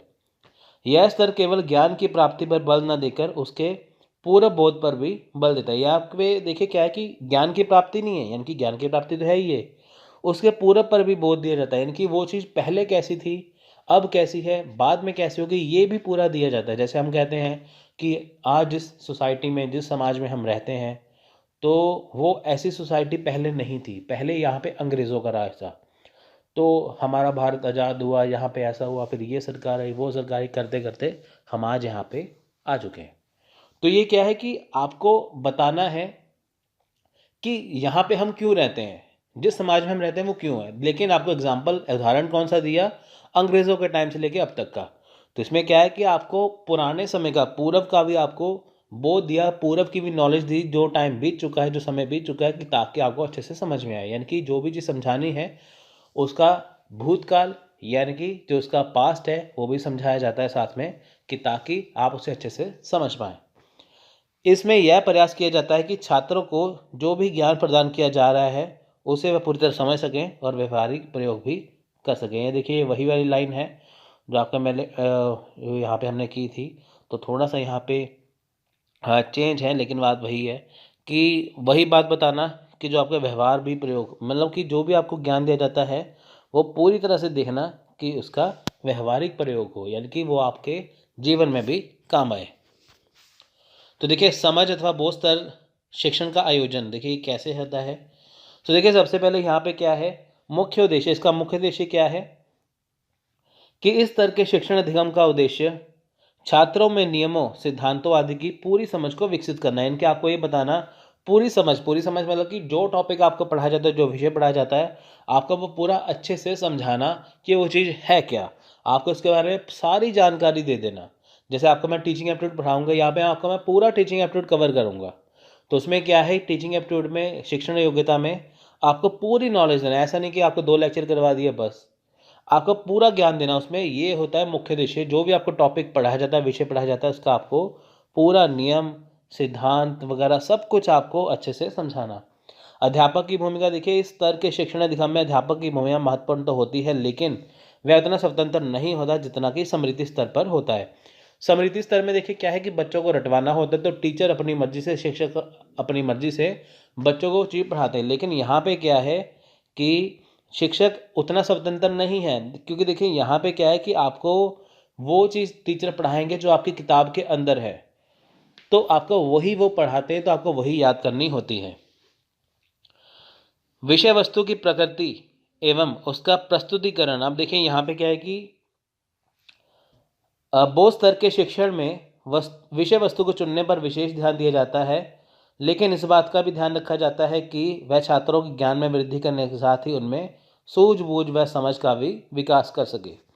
अब देखिए यहाँ पे क्या है कि जो चीज़ आपको पढ़ाई जानी है वो तो विषय चुन लिया शिक्षक ने, लेकिन शिक्षक ने जब विषय चुना, विषय चुनने के साथ ये भी ध्यान रखा जाता है कि जो आपका ज्ञान जो वृद्धि होगा, जो आपको चीज़ पढ़ाएंगे, उससे क्या होगा, उससे आपकी नॉलेज तो बढ़ेगी, समझ-बूझ तो बढ़ेगी, लेकिन आपका सामाजिक विकास भी, आप जान सकें कि जिस सोसाइटी में, जिस समाज में आप रहते हैं वो कैसी है। यानी कि आपको ऐसे ऐसे उदाहरण देना कि वो चीज़ आपके जो पर्सनल लाइफ है, जो आपकी ज़िंदगी है, उससे वो जुड़ जाए, कनेक्ट हो जाए। छात्र की भूमिका देखिए सबसे ज़रूरी है। छात्र की भूमिका देखिए, स्तर के शिक्षण अधिगम में छात्र को सक्रिय बनाने पर बल दिया जाता है। इसमें प्रयास किया जाता है कि वह केवल रटकर प्राप्त ज्ञान प्राप्त नहीं करेगा, बल्कि अपनी सूझबूझ व समझ को भी विकसित करेगा। यह स्तर छात्र को उसकी मानसिक शक्तियों का समुचित प्रयोग करते हुए ज्ञान की प्राप्ति पर बल देता है। यहाँ पे क्या है कि देखिए छात्र की भूमिका, यहाँ पे क्या कि सबसे बड़ी बात है कि ये क्यों पढ़ाया जाता है। शिक्षक क्लास में जब पढ़ाते हैं बच्चों को, तो सक्रिय बनाने, सक्रिय मतलब कि जब भी टीचर या शिक्षक क्लास में पढ़ाते हैं तो उनका ये टारगेट होता है कि सारे बच्चे उनकी बातों को अच्छे से समझें और ज्ञान को प्राप्त करें। तो सक्रिय बनाते हैं ना, सक्रिय मतलब कि ऐसा इंटरेस्टिंग टॉपिक या विषय चुन लेना कि ताकि बच्चे उसे आसानी से समझें।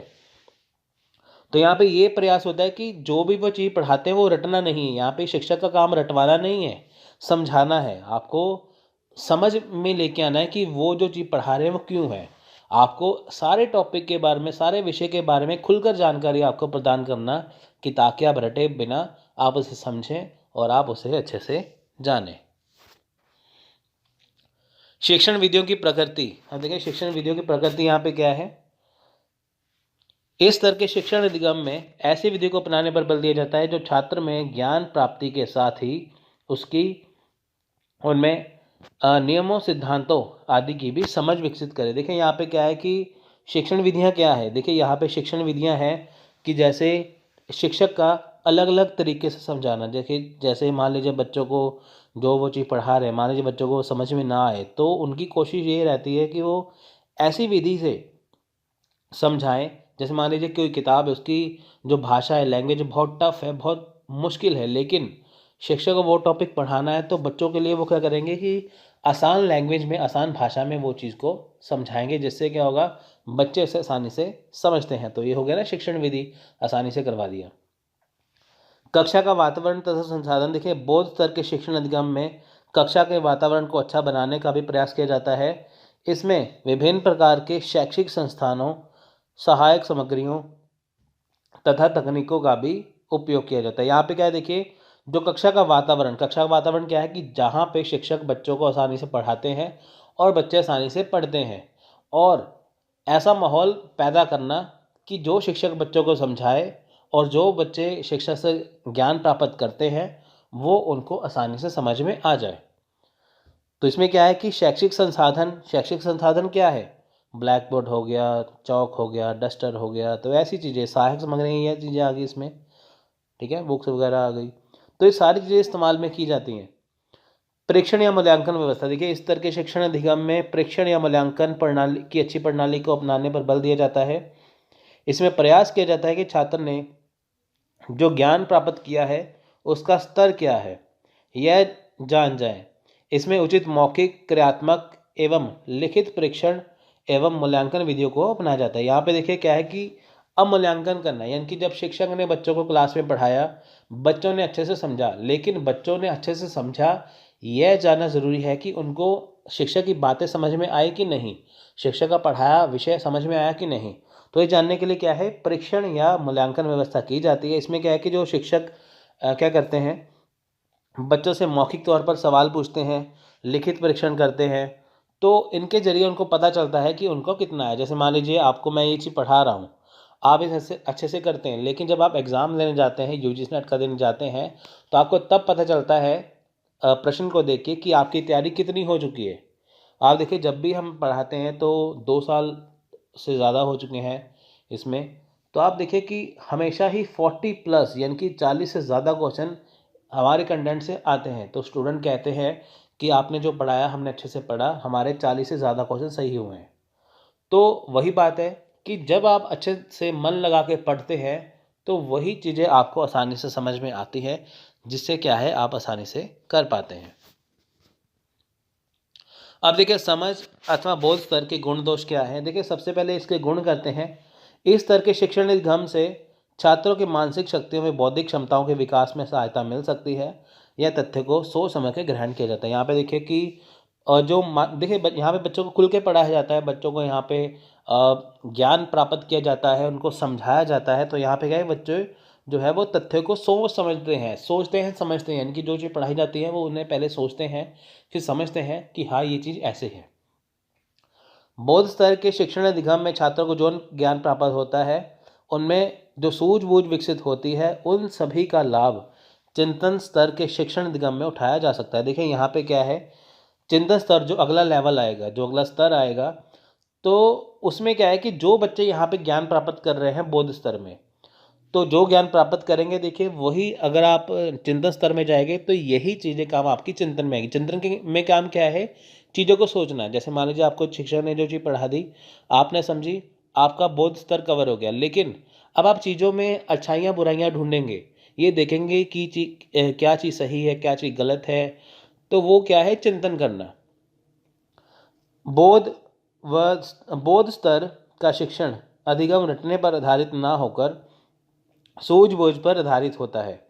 इसमें छात्र जो भी ज्ञान प्राप्त करते हैं उन्हें उसका पूरा बोध होता है और तथा वह उसे व्यवहारिक जीवन में भी उपयोग में ला सकते हैं। इस प्रकार से प्राप्त किया ज्ञान स्थायी होता है। देखिए स्थायी क्या है, टिकाऊ, यानी कि फिक्स जो होता है ना, फिक्स नॉलेज। तो यहाँ पे जो ज्ञान प्राप्त होता है वो पहली बात स्थायी है। तो यहाँ पे क्या है कि ये जो रटने पर आधारित नहीं होता है, यहाँ पे ऐसा नहीं कि रटवाया जाता है, ये आपको जो चीज़ यहाँ पे समझाई जाती है वो आपके जीवन में काम आती है। जीवन में कैसे, मान लीजिए आपने कोई टॉपिक पढ़ा, विषय पढ़ा, अब आपने उसे अच्छे से समझा, तो आपको मान लीजिए कि कल को कोई क्वेश्चन पूछ ले, कोई प्रश्न पूछ ले, या कोई ऐसी बहस छिड़ी हुई है जो आपने पहली चीज़ पढ़ी हुई है, तो आप वहाँ पे उसका हल ढूंढ पाएंगे, आप उसमें शामिल हो पाएंगे। इस तरह के शिक्षण अधिगम छात्रों को भी जो ज्ञान मिलता है उसके बारे में वे अच्छी तरह से जानते हैं कि वह यह किस प्रकार उनके काम आएगा। इस वजह से पूरे मन से सीखने में लगते हैं। देखिए छात्रों को यहाँ पे ये होता है कि जो वो चीज़ें सीखते हैं क्या उनके वो पूरी तरह से काम आएगा, अगर काम आएगा तो कैसे काम आएगा, इसलिए वो पूरे मन से सीखते हैं। यानी कि छात्रों को ये पता है कि जो हम चीज़ें सीखने जा रहे हैं ये हमारे ज़िंदगी में हमेशा काम आएगा, इसीलिए इसे करना ज़रूरी है। तो देखिए यहाँ पे दोष क्या है, देखिए हर एक कोई चीज़ है उसके गुण होते हैं, साथ में दोष भी हैं। दोष क्या है, देखिए बोध स्तर के शिक्षण अधिगम में छात्रों की अभिप्रेरणा का स्रोत बाह्य होता है, जिसकी वजह से वे ना तो सीखने में पहल करते हैं और ना ही उनमें स्वयं अपने प्रयासों द्वारा ज्ञान प्राप्त करने की क्षमता का विकास होता है। देखिए यहाँ पे क्या है कि जब भी शिक्षक जो है किसी टॉपिक को पढ़ाते, किसी विषय को पढ़ाते हैं, तो वो डिपेंड रहते हैं, निर्भर रहते हैं टीचर के ऊपर कि जो वो पढ़ाते हैं उनके ऊपर वो निर्भर रहते हैं कि क्या वो पढ़ा रहे हैं। क्योंकि देखिए जब भी आप बुक पढ़ते हैं, कोई भी पढ़ते हैं, तो आपको वो चीज़ समझ नहीं आती। जब आपको शिक्षक अच्छे से समझाते हैं, साथ में आपको उदाहरण देते हैं, तो तब आपकी वो चीज़ समझ में आती है। यहाँ पे क्या है कि बच्चे अपनी मर्जी से उस ज्ञान को उतना प्राप्त नहीं कर पाते जितना शिक्षक करवाते हैं, तो इसका दोष है, यानी कि उनको डिपेंड रहना पड़ेगा टीचर पे। बौद्ध स्तर के शिक्षण अधिगम में शिक्षण अधिगम सामग्री एवं क्रियाएं पूरी तरह से नियंत्रित एवं नियोजित होती है, जिसकी वजह से शिक्षक एवं छात्र दोनों के सीमित दायरे में कार्य करना पड़ता है। इसमें छात्रों को अपनी रचनात्मक शक्तियों के प्रयोग की स्वतंत्रता नहीं मिल पाती। इस वजह से छात्रों में स्वयं के प्रयत्नों द्वारा ज्ञान प्राप्त करने एवं समस्याओं को हल करने की योग्यता का विकास नहीं हो पाता। देखिए वही बात है, यहाँ पे क्या है कि नियंत्रित और नियोजित क्रिया होती है। शिक्षक को पता है कि आज मुझे इतना पढ़ाना है, छात्रों को पता है कि आज हमें इतना पढ़ना है, ये हमें इतना ही ज्ञान कवर करना है। अगर मान लीजिए कि छात्रों को कोई समस्या आ जाए तो उसे स्वयं सॉल्व नहीं कर सकते, स्वयं उसका हल नहीं ढूंढ सकते, उनको टीचर की हेल्प लेनी पड़ती है। तो इस वजह से क्या है कि जो उनकी रचनात्मक शक्तियाँ हैं तो वो उनकी स्वतंत्रता नहीं मिल पाती, यानी कि जितना शिक्षक ने पढ़ाया है जोर दिया जाता है कि वो उतना ही पढ़े, उतना ही समझे, उतना ही पेपर में दे। इस तरह के शिक्षण अधिगम में छात्रों को उच्च मानसिक शक्तियों जैसे अन्वेषणशीलता, सृजनात्मकता, समस्या समाधान आदि के विकास के उपयोगी अवसर प्राप्त नहीं हो पाते। यहाँ पे देखिए समस्या समाधान नहीं हो पाता, सृजनात्मक नहीं हो पाता, क्योंकि देखिए यहाँ पे क्या है कि जो छात्र चीज़ें सीखते हैं तो उनको उतनी ही चीज़ें सीखनी होती हैं लिमिट में जितनी एग्ज़ाम के लिए ज़रूरी है। तो यहाँ पे क्या है कि देखिए जैसे आप कोई भी चीज़ पढ़ते हैं, आपके दिमाग में हज़ारों सवाल आएंगे। अब देखिए हर किसी का जवाब दे पाना मुश्किल होता है, इसलिए आप उसको यहाँ पे नहीं कर पाएंगे। इस तरह का शिक्षण अधिगम विद्यार्थी केंद्रित नहीं होता, यह विषय केंद्रित होता है, जो एक बड़ा दोष है। इसमें छात्रों के सीखने से ज़्यादा विषय पर बल दिया जाता है। वही बात है, जो आपको सिलेबस में है आपको वही पढ़ना है, वही आपको याद करना है, वही आपको लिखना है, जिससे आप एग्ज़ाम कर पाएंगे। देखिए जो पहला जो था स्मृति स्तर, वो किस पे था? वो था शिक्षण केंद्रित। लेकिन ये जो बोध स्तर है ये है विषय केंद्रित। यहाँ पे सब्जेक्ट के ऊपर आपको, विषय के ऊपर आपको किया जाता है कि आपका ये विषय है, छात्रों को बताया जाता है आपका ये विषय, आपको ये पढ़ना है और ऐसे पढ़ना है। छात्र इसमें अपनी मर्जी नहीं कर सकते। तो देखिए यहाँ पे समझ अथवा बोध स्तर के यहाँ पे देखिए कुछ सुझाव है। सुझाव क्या है? देखिए स्मृति स्तर शिक्षण की परीक्षा में सफल होने पर ही छात्र को बोध स्तर के शिक्षण में प्रवेश दिया जाना चाहिए। देखिए यहाँ पे क्या है कि जब स्मृति स्तर यानी कि जब आपको पहली स्टेज जो आपकी स्मृति स्तर अगर आप उसमें सफल होते हैं तब आप बोध स्तर आपको करवाना चाहिए। जैसे मान लीजिए शिक्षक ने आपको चीज़ें रटवा दी हैं तो तभी आपको वो ये अगला करवाए। यानी कि अगर आपको रटवाने में ही वो असफल हो जाते हैं, आप असफल होते हैं रटवाने में, तो आपको चीज़ें समझ नहीं आएंगी। बोध स्तर के सोपानों का अनुसरण समुचित ढंग से करना चाहिए। देखिए यहाँ पे क्या है कि जो सोपान यानी कि जो चीज़ आपको पढ़ाई जाती है बोध स्तर में, उन्हें अच्छे ढंग से पढ़ाना चाहिए, समुचित ढंग से, कि ताकि आप उसे अच्छे से याद कर पाएँ। बोध स्तर के विभिन्न सोपानों की परीक्षाओं में सफल होने पर ही अगले सोपान में प्रविष्टि दी जाए, किया जाना चाहिए। अब देखिए यहाँ पे क्या है कि जैसे मान लीजिए आपको एक चीज़ पढ़ाई, जब तक आपको वो समझ ना आए तब तक आगे नहीं बढ़ना चाहिए। अगर आप देखिए आगे बढ़ते रहेंगे, टीचर का आप भी आगे बढ़ते रहेंगे, आपको पिछली चीज़ें भूल जाएंगी। शिक्षक को कक्षा में आकांक्षा स्तर को भी उठाने का प्रयास करना चाहिए, जिससे छात्रों में अध्ययन के प्रति लगन हो। देखिए जैसे आप कोई चीज़ पढ़ते हैं, आपके मन में प्रश्न आते हैं, तो आप भी आज़ादी होनी चाहिए कि आप वो प्रश्न सामने रखें टीचर के, शिक्षक के, तो वो उनका जवाब दे, जिससे क्या है कि आप उसमें टॉपिक में या विषय में साथ में जुड़े रहेंगे। इस तरह की शिक्षण व्यवस्था में समस्याओं को ध्यान में रखकर उनके लिए समाधान भी ज्ञात करना चाहिए। देखिए यहाँ पे जो समस्याएं हैं ये देखना चाहिए कि लैंग्वेज टफ है या भाषा सरल है कि नहीं है, भाषा में कोई समस्या तो नहीं है, कुछ मुश्किल वर्ड है, शब्द है जो एग्ज़ाम में पेपर में नहीं आएंगे, वो कटवा देनी चाहिए, ऐसे करके। तो ये सारी जो समस्याएं वो दूर करनी चाहिए। शिक्षक को नवीन पाठ्य पुस्तक की छोटी छोटी इकाइयों में प्रस्तुत करना चाहिए होता है, जिससे कि शिक्षक का छात्रों से संबंध स्थापित हो सके। यहाँ पे देखिए जो नया पाठ्य वस्तु है यानी कि जो आपने अभी तक नहीं पढ़ा है, उसको छोटी छोटी इकाइयाँ, जैसे मान लीजिए कि जैसे हम टीचिंग एप्टीट्यूड शिक्षण और योग्यता पढ़ते हैं, तो ये मान लीजिए 100 पेज का है, तो आपको एक ही बार में सारा थोड़ी आएगा। इसमें आपको क्या है कि छोटी छोटी इकाइयाँ बांटनी पड़ेगी। जैसे अभी मैंने आपको ये टॉपिक लंबा था, मैंने आपको 2 पार्ट में करवाया, जैसे पहले स्मृति स्तर किया, फिर बोध स्तर और साथ में चिंतन स्तर करेंगे। अब आपको मैं सारा टीचिंग एप्टीट्यूड शिक्षण में योग्यता एक ही बार में करवा दूँ, आपको कर ही नहीं पाएंगे वो। तो इसलिए जो आपको चीज़ करवानी है, छात्रों को चीज़ करवानी है, छोटी छोटी इकाइयों में बांटें कि ताकि वो चीज़ आप आसानी से समझें। इस सोपान में शिक्षक को प्रस्तुतिकरण के साथ साथ छात्रों की समस्या का निदान भी करना चाहिए। देखिए जो छात्रों की समस्याएं हैं यानी कि जब पढ़ते वक्त आपको कोई समस्या आती है तो साथ में शिक्षक को चाहिए उसका निदान कर सके। उसके बाद देखिए निदान के आधार पर शिक्षक को यह निर्णय लेना होता है कि पाठ्य वस्तु की पुनरावृत्ति दोहराव कितनी बार की जानी चाहिए। यानी कि जो चीज़ें आपको शिक्षक ने पढ़ाई है, आपको वो चीज़ समझ में आई है, अगर आगे तो ठीक है, नहीं समझ आई है तो आपको फिर से दोहराना चाहिए शिक्षक को, कि ताकि वो आपके समझ में आए। अब कितनी बार दोहराना है वो उनके ऊपर डिपेंड है। नवीन पाठ्य वस्तु की पुनरावृत्ति इनकी 3 बार तक की जा सकती है। यानी कि जब भी आपको शिक्षक नया विषय पढ़ाते हैं तो वो उनको 3 बार तक दोहराव कर सकते हैं। यानी कि आपको जो चीज़ समझ में आ रही है, आप जो टॉपिक नया पढ़ा रहे हैं, मुश्किल है, तो आपको 3 बार तक रिपीट करके पढ़ा सकते हैं, कि ताकि आप उसे अच्छे से समझें।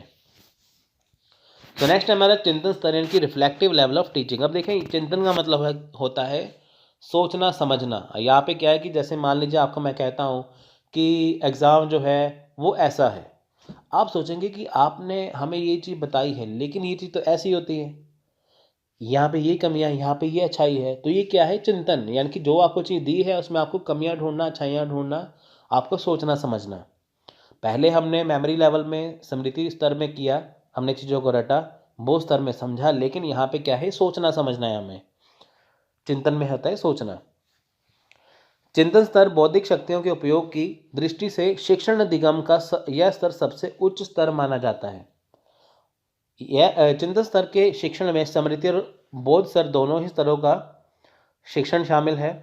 चिंतन स्तर के शिक्षण के लिए आवश्यक है कि शिक्षण की व्यवस्था पहले सीमित तथा बोध स्तरों पर आवश्यक हो चुकी हो। तो देखिए, यहाँ पे सबसे बड़ी बात क्या है कि आपको अपनी दिमाग का, अपनी बुद्धि का इस्तेमाल करके चीज़ों को समझना है कि आपके लिए क्या ज़रूरी है, क्या चीज़ अच्छी है, क्या बुरी है, कितना है, वो आपको यहाँ पे समझना है। अगर आप कोई किताब पढ़ते हैं, अगर आपको उसके बारे में ज्ञान है, अगर आप वहाँ पे देखिए कुछ शब्द गलत लिखे हो, कुछ क्वेश्चन, प्रश्नों का उत्तर गलत लिखा हो, तो आप उसे फट से पहचान लेंगे कि हाँ, ये गलत है। क्यों? क्योंकि आपने उस विषय को अच्छे से पढ़ा हुआ है और आपने उसे समझा हुआ है। तो देखिए, यहाँ पे क्या है, चिंतन जो स्तर है, ये सिद्धांत दिया है हंट ने। जो ये स्थान हंट ने दिया है।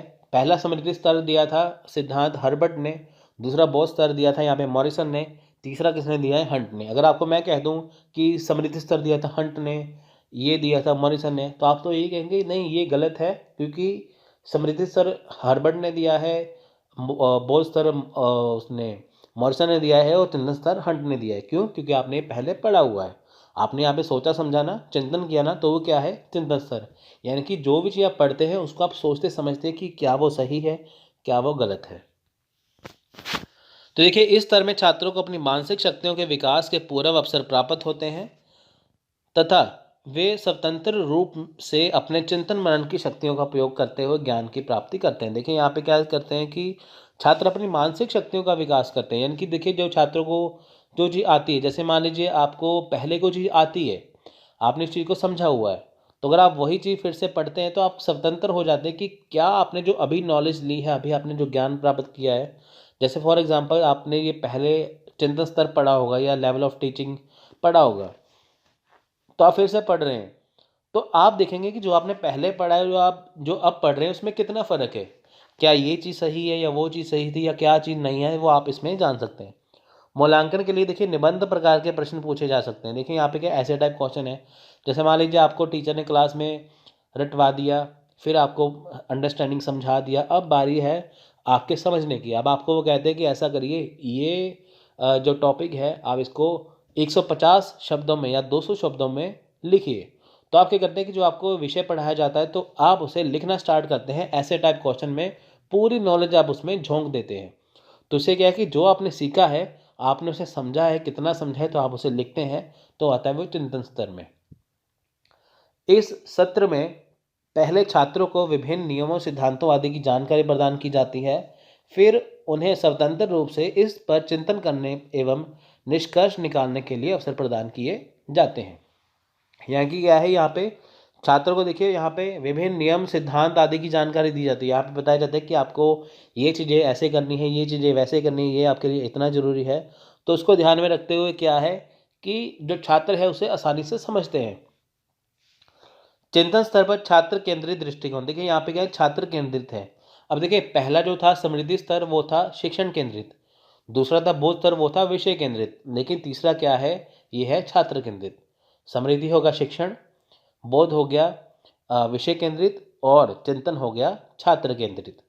तो इसमें क्या है कि जो छात्र हैं अब इन्होंने जो चीज़ समझ ली है वो अपनी आसानी से समझेंगे, अपने स्वतंत्र होकर समझेंगे तो उसे वो लिखेंगे। छात्र स्वयं इन विभिन्न नियमों, सिद्धांतों आदि की समीक्षा भी कर सकते हैं। वे अपनी मौलिक समस्याओं के समाधान भी में भी इनका प्रयोग कर सकते हैं। देखिए जैसे छात्रों को पढ़ने में कोई दिक्कत आती है, कोई समस्या आती है, तो इसमें वो अपनी समस्या का समाधान भी ढूंढ सकते हैं। इसमें शिक्षण विद्यार्थियों के सामने ऐसी समस्या उत्पन्न करता है जिससे विद्यार्थियों में इतना मानसिक तनाव पैदा हो जाता है कि वे स्वयं प्रेरित हो जाए और सक्रिय होकर समस्या को सुलझाने के लिए अपनी उपकल्पना बनाकर उसका परीक्षण करना आरंभ कर देते हैं। यहाँ पे देखिए विद्यार्थियों के सामने बहुत सारी समस्या उत्पन्न कर देते हैं शिक्षक, है ना। आपको वो ट्रिकी क्वेश्चन, जैसे आप मान लीजिए एग्जाम में आपने पूरा पढ़ लिया पेपर 1, अब आपको एग्जाम में क्वेश्चन एक डाला जाता है जिसमें स्टेटमेंट वाले क्वेश्चन होते हैं, तो उसमें आपको 4-5 क्वेश्चन का मिक्सचर होता है उसके अंदर। जैसे मान लीजिए आपने क्वेश्चन पढ़ लिया, अब आपको वहाँ पे स्टेटमेंट वाले क्वेश्चन आएंगे कि ताकि बच्चे कन्फ्यूज़ हो जाए, ये जान पाएँ कि बच्चों ने कितना अच्छे से किया है।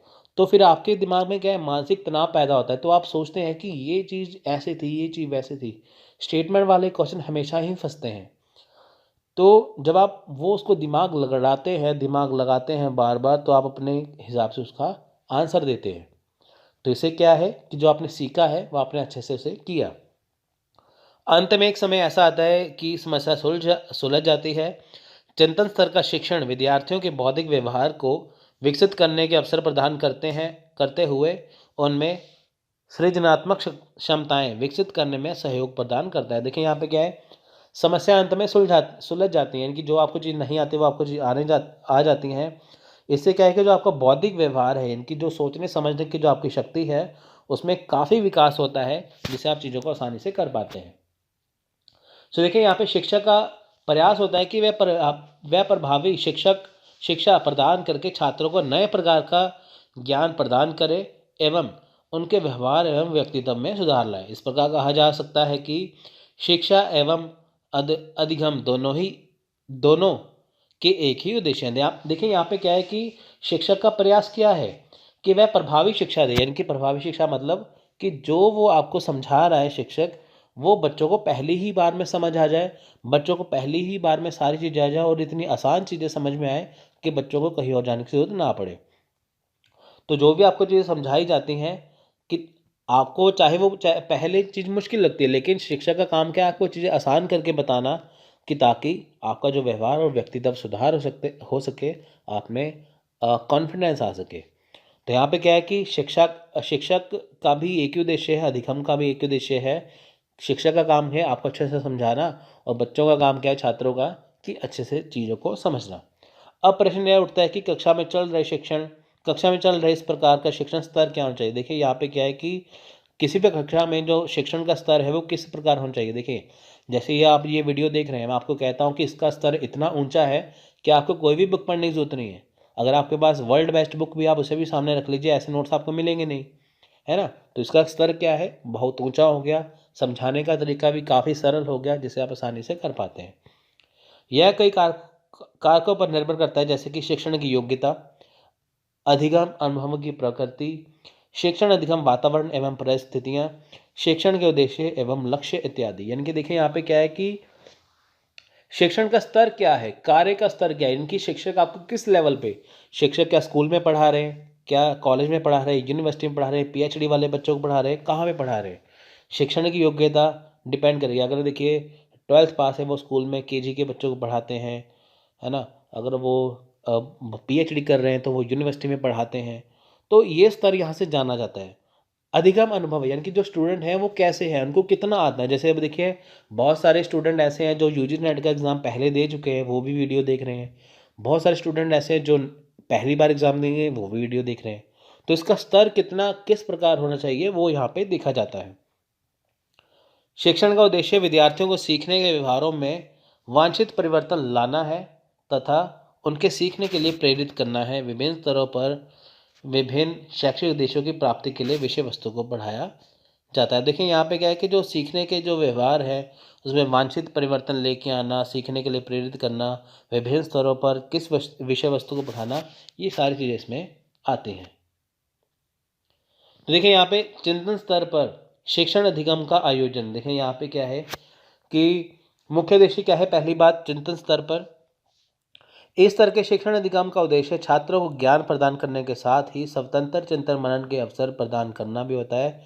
इसका प्रयास होता है कि छात्र विभिन्न समस्याओं को स्वयं समझने का हल ढूंढने का प्रयास करें। देखिए, स्मृति स्तर में आपको शिक्षक ने पढ़ाया, बोध स्तर में आपको समझाया, पहले आपको पढ़ाया, रटवाया, फिर आपको समझाया। बारी आती है आपको खुद अपनी समस्या का हल ढूंढना। मुख्य उद्देश्य क्या है कि जो आपने चीज़ें समझी हैं उसको आप चिंतन मनन करें। चिंतन मनन होता है कि आपने जो टॉपिक समझा है आप उसे जानें, ये आपको समझ में कितना आया, आपने उसे कितना अच्छे से समझा, इसमें क्या अच्छाई है, क्या बुराई है, कितना ज़रूरी है, कौन सी समस्याएं हैं, वो आपको सब कुछ अपनी तरफ से सुलझानी पड़ती हैं। शिक्षक की भूमिका, देखिए चिंतन स्तर के शिक्षण अधिगम में को सफल बनाने के लिए शिक्षण की महत्वपूर्ण भूमिका होती है, तथा उसका उत्तरदायित्व भी काफ़ी बढ़ जाता है। यहाँ उसके एक अच्छे परामर्शदाता एवं सहायक की भूमिका निभानी पड़ती है। उसका यह दायित्व होता है कि छात्र को स्वयं चिंतन एवं मनन के लिए स्वतंत्र छोड़ दे। देखिए यहाँ पे क्या है कि शिक्षक की यहाँ पे भूमिका क्या है। देखिए यहाँ पे क्या है कि जो शिक्षक आपको पढ़ाते हैं वह आपके अच्छे परामर्शदाता हैं, आपके अच्छे सहायक है। परामर्शदाता जैसे मान लीजिए आपने कोई चीज़ पढ़ी, आपको समझ में आ गई, लेकिन समझ में आने के बाद आपको कोई समस्या उत्पन्न होगी तो आप टीचर से क्वेश्चन आंसर कर सकते हैं, वो आपकी समस्या को हल कर देंगे। तो इससे क्या है कि अब आपको चिंतन मनन के लिए छोड़ देते हैं समझाने के बाद कि आप उसे अच्छे से समझें, आप उसे अच्छे से जानें। जैसे आपने ये टॉपिक पढ़ा, विषय पढ़ा, आप इसे अच्छे से चिंतन मनन कीजिए, आप इसका क्वेश्चन आंसर लगा के देखिए तो इसे जान पाएंगे, अगर आपकी क्वेश्चन सही होगी, कि आपने कितने लेवल की तैयारी की है। वस्तु की प्रकृति एवं उसका प्रस्तुतिकरण, देखिए यहाँ पे क्या है कि इस स्तर के शिक्षण अधिगम में विषय वस्तु पहले से नियोजित, निर्धारित या व्यवस्था नहीं होती, बल्कि यह परिस्थिति जन्य होती है। देखिए यहाँ पे क्या है कि जो चीज़ें पढ़ाई जाती है, जैसे मान लीजिए आपको कोई विषय पढ़ाया जाता है, तो यहाँ पे पहले से नियोजित नहीं होती। यहाँ पे ऐसा नहीं होता कि पहले आपको ये चीज़ पढ़ा रही है। यहाँ पे क्या है कि परिस्थिति के अकॉर्डिंग यहाँ पे टीचर आपको उदाहरण देते हैं, शिक्षक आपको उदाहरण देते हैं। छात्रों के सामने एक विशेष प्रकार की स्थिति या परिस्थिति लाई जाती है तथा उनसे कहा जाता है कि इस परिस्थिति में यदि किस प्रकार की समस्या उत्पन्न होगी तो उसका समाधान कैसे करेंगे। जैसे मान लीजिए आप यूजी नेट की तैयारी कर रहे हैं, शिक्षक आपको पढ़ा रहे हैं, तो आपको वो क्वेश्चन डाल देंगे कि मान लीजिए कि आप एग्ज़ाम में तैयारी कर रहे हैं, आप एग्ज़ाम देने जा रहे हैं, तो आपके सामने ये क्वेश्चन आए तो आप इसका हल कैसे करेंगे। आपके सामने एक प्रश्न रखा जाता है तो आपको उसका उसी टाइम उसका आंसर ढूंढना पड़ता है। तो ये क्या है कि उसका प्रस्तुतिकरण, तो उससे आपको पता चल जाता है कि एग्ज़ाम का लेवल है क्या। छात्र की भूमिका, देखिए इस स्तर का शिक्षण अधिगम पूरी तरह से छात्र केंद्रित होता है। इसमें बाह्य अभिप्रेरणा के स्थान पर आंतरिक अभिप्रेरणा पर बल दिया जाता है। चिंतन स्तर के शिक्षण अधिगम में ऐसी विधियों को अपनाने पर बल दिया जाता है जिनसे छात्रों को स्वयं अपने प्रयत्नों द्वारा ज्ञान प्राप्ति की ओर लगाया जा सके। इस स्तर के शिक्षण अधिगम में कक्षा के वातावरण को ऐसा बनाने का प्रयास किया जाता है कि चिंतन, सृजनात्मक तथा समस्या समाधान जैसी क्षमताओं का विकास हो सके। तो देखिए यहाँ पे क्या है कि छात्र की भूमिका क्या है, ये पूरी तरह छात्र केंद्रित है। यहाँ पे क्या है कि यहाँ पे ऐसा नहीं है कि आपको भारी तौर पे कितना आता है। भारी तौर मतलब कि जैसे आपने मान लीजिए कि आपने एमए कर लिया, आपने पोस्ट ग्रेजुएशन कर लिया, अब आप सभी जगह सर्टिफिकेट लेके थोड़ी घूमेंगे, है ना। तो आपको चीज़ें दिमाग के अंदर आनी चाहिए। कोई आपसे ये नहीं दिखेगा कि आपके कितने मार्क्स आए हैं, आपने टॉप किया है कि नहीं, लेकिन आपको कितना चीज़ को आता है दिमाग में, वो यहाँ पे देखा जाता है। तो यहाँ पे क्या है कि आपका आंतरिक अभिप्रेरणा, आपको अंदर से कितना आता है ना। तो ऐसी विधियाँ अपनाना कि ताकि आप अंदर से कितना आपको आता है, आप उसे कैसे समझते हैं, वो सारी चीज़ें इसमें आती हैं। यानी कि छात्र को इसमें देखना होता है कि जो मैंने पढ़ा है वो कितना अच्छे से पढ़ा है, क्या क्या कमी है, क्या क्या चीज़ें उसमें है। चिंतन स्तर के शिक्षण, देखिए यहाँ पे क्या है कि ये अधिगम में परीक्षण या मूल्यांकन की विशेष प्रणाली को अपनाया जाता है। इसमें छात्र की ज्ञान प्राप्ति के स्तर के साथ ही उसकी चिंतन एवं सृजनात्मक क्षमता का भी आंकलन किया जाता है। तो यहाँ पे देखिए, यहाँ पे आंकलन कैसे किया जाता है, यानी कि देखिए यहाँ पे मूल्यांकन की विशेष प्रणाली है। यानी कि देखिए जब भी शिक्षक छात्र को पढ़ाते हैं तो यहाँ पे ये भी देखा जाता है कि छात्रों को आया कितना है। तो वो कैसे देखेंगे, मान लीजिए शिक्षक ने आपको पढ़ा दिया, फिर आपको वो कहेंगे 150 शब्दों में, 200 शब्दों में लिखिए। अगर आपने वो सेम टॉपिक अच्छे से लिख दिया तो आपको आ गया, अगर आपने वो नहीं लिखा यानी कि आपको नहीं आया। तो देखिए यहाँ पे क्या है इसके गुण और दोष। पहले बात करेंगे गुण की। तो देखिए इस स्तर का शिक्षण अधिगम कार्य सर्वाधिक विचार युक्त होता है। ये काफ़ी उच्च स्तर के मानसिक धरातल पर संपन्न होता है। यह छात्रों के मानसिक स्तर का विकास है। यहाँ पे देखिए मानसिक स्तर का विकास है। यहाँ पे क्या है कि आपको विचार देने होते हैं, विचार आपको करने पड़ते हैं। जो आपने चीज़ समझी है आपको वो देखना पड़ता है कि आपने उसे कितना अच्छे से समझा, तो आपको इसमें अपने विचार भी डालने होते हैं।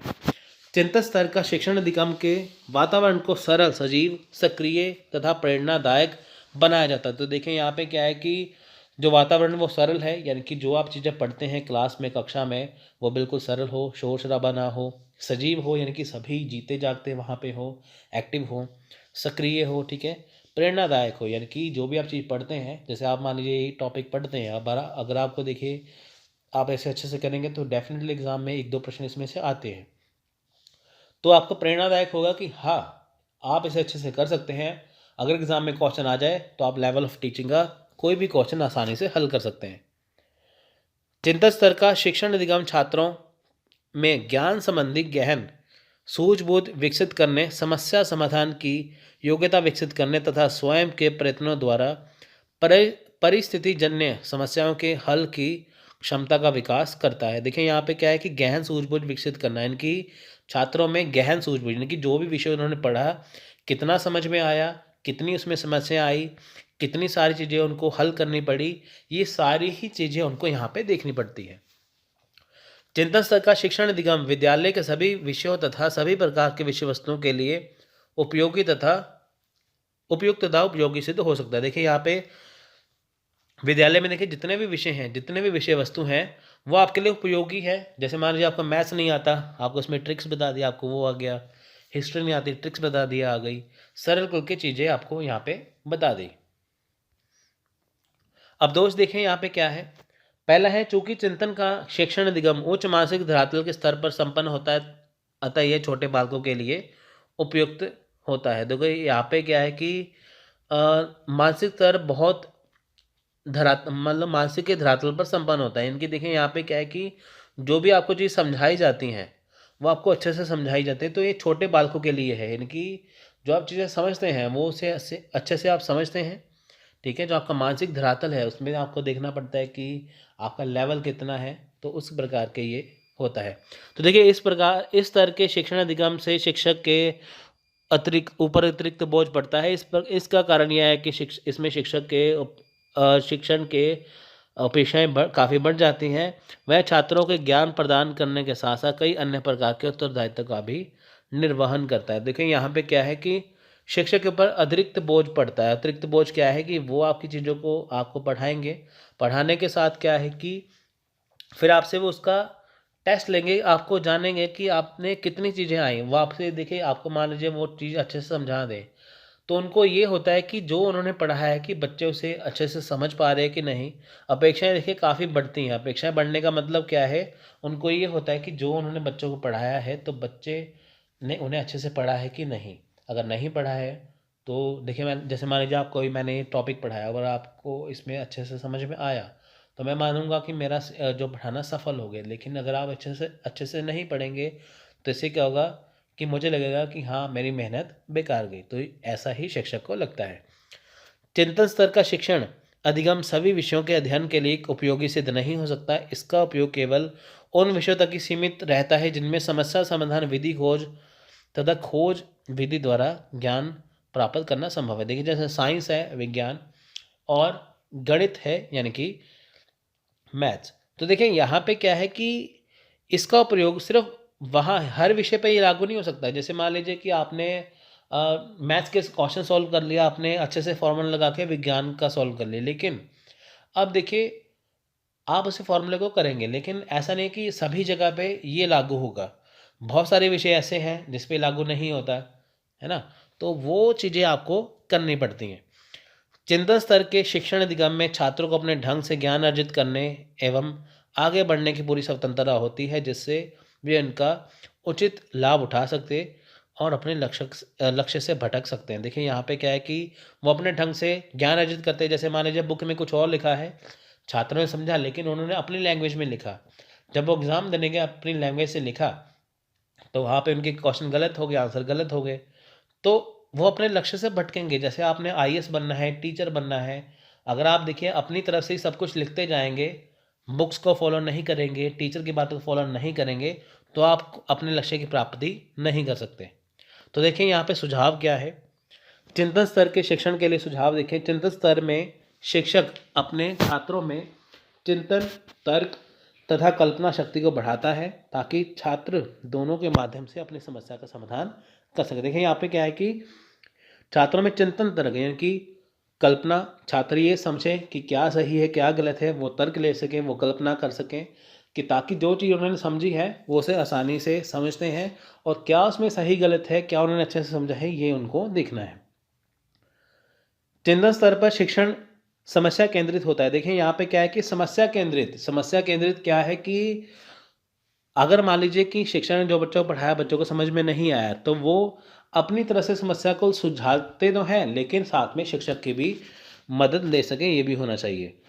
इस तरह में अध्यापक बच्चों के सामने समस्या उत्पन्न करता है और बच्चों को उस पर स्वतंत्र चिंतन करने का समय देता है। देखिए यहाँ पे क्या है कि बच्चों के सामने समस्या उत्पन्न करना और साथ में उनको समय देना, कि ताकि वो उसका हल ढूंढ सके। तो इससे क्या है कि बच्चे आसानी से समझेंगे और बाद में अपने टीचर से वो कनेक्ट कर पाएंगे, उनसे समस्या का हल भी ले पाएंगे।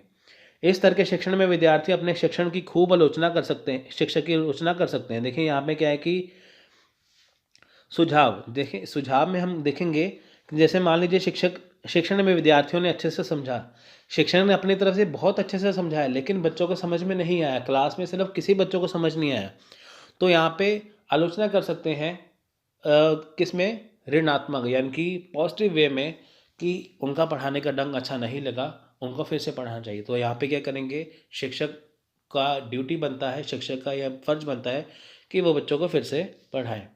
इस प्रकार के शिक्षण में केवल सामूहिक वाद विवाद को ही प्रभावशाली माना जाता है। प्रभावशाली क्या है, देखिए वाद विवाद क्या है कि जैसे क्लास में 10 बच्चों ने अच्छे से समझा और उनका आपस में कंपटीशन करवाया, तो उस बच्चे ने उस टॉपिक के ऊपर हर एक ने अपना अलग अलग विचार दिए। तो इससे क्या है कि सभी बच्चे एक दूसरे के विचारों को समझेंगे, तो उनको नए ज्ञान की प्राप्ति होगी। तो संक्षेप में हम बात करेंगे यहाँ पे कि जो स्मृति स्तर है वो क्या होता है, उसके बाद देखिए जो हमारा समझ का स्तर है या चिंतन स्तर है वो क्या है। देखिए आपने समझा है कि जो स्मृति स्तर होता है उसमें हमें सिर्फ रट्टा बजवाया जाता है। अभी हमने यही पढ़ा ना कि स्मृति स्तर में हमें सिर्फ छोटी छोटी चीज़ें सिखाई जाती है, सिर्फ रट्टा बजवाना सिखाया जाता है। वो चीज़ें हमें एज इट इज़ ऐसे ही सिखाई जाती हैं। समझ के स्तर में यानी कि अंडरस्टैंडिंग लेवल में क्या होता है कि हम चीज़ों को समझते हैं। जैसे मान लीजिए कि कोई छोटा बच्चा है, केजी क्लास में है, नर्सरी में है, तो वो स्मृति स्तर है, उसको छोटे तौर पे सिखाएंगे, रट्टा बजवाएंगे। उसके बाद देखिए जब वो बड़ी क्लास में जाते हैं तो उन्हें समझाया जाता है, चीज़ों को समझाया जाता है।